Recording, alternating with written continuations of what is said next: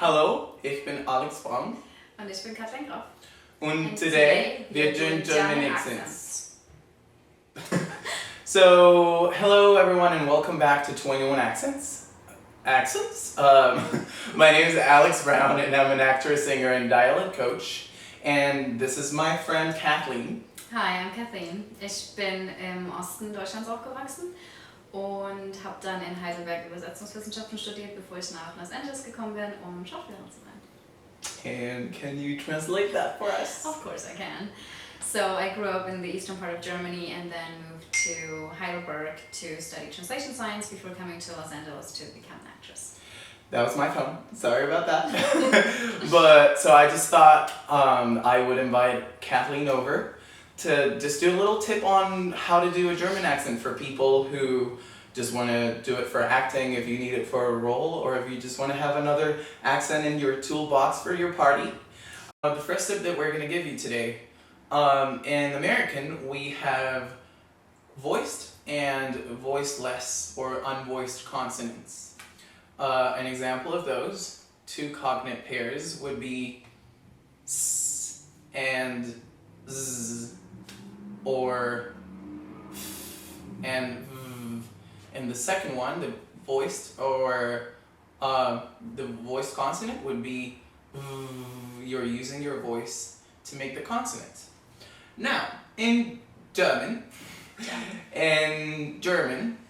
there's a devoicing of those ending consonants. So if I'm doing a German accent, I'll say love or das or goes. I'll say German accent.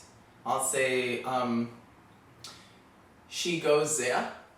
She comes here.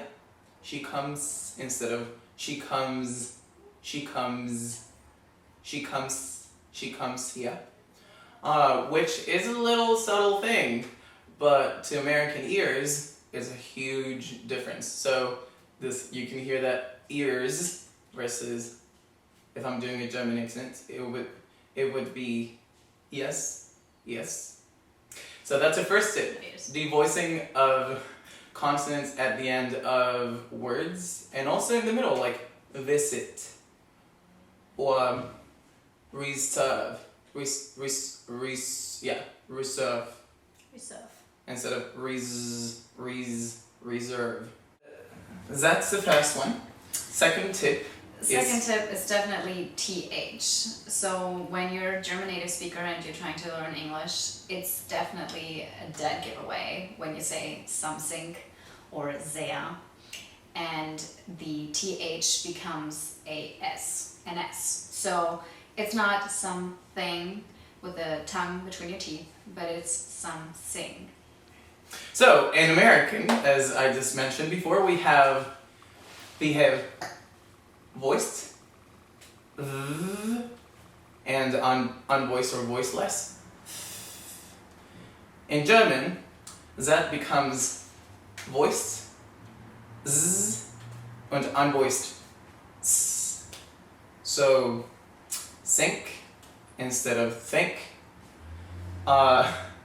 Sink instead of thing. releasing that last G sound into a G, into a K. And then we would have sehr.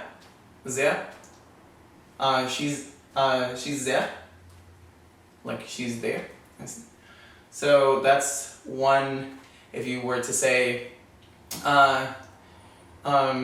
she's going there, or I'm thinking about you. I have some. Think about you too. I'm thinking about telling you. So that's the second tip, and it's a dead giveaway. So really pay attention to that. And moving on to the third tip.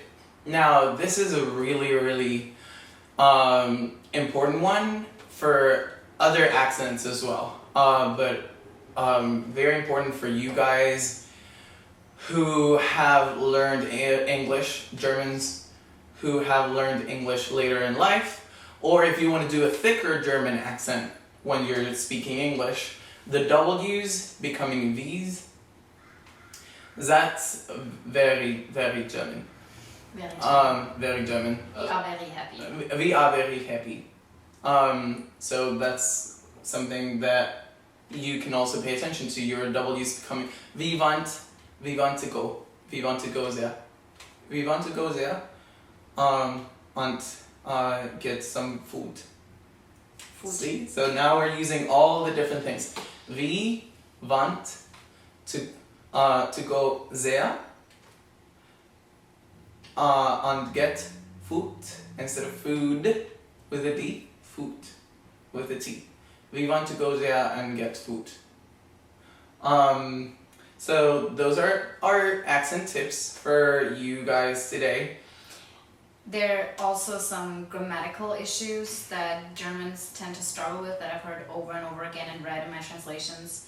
It's, for example, if you want to say I want to, Germans tend to say I will, because will means want, wollen in German. So that's something you should pay attention to. And it's also the difference between when and if. So if you're saying I will do this when, oh my god, I can't. For example, if you say, this is something that a lot of my German friends will do, when you, instead of saying, if you do this, I'll be happy, or if you do this, or I'll be happy when school finishes, they'll say, I'm happy when school finishes. Instead of saying, I'll be happy, they say, I'm happy when school finishes. Yeah. So those are some tips that if you want to be really, really strict about your German accent, or if you're a German, like some of her students, and want to really clean that English a little bit, that would be really helpful, knowing that those grammatical mistakes can be also changed. So thank you so much, Kathleen, for being with us. Thank you for having me. And thank you guys for watching, and hope to see you soon in another accent tip. Tschüss! Ciao!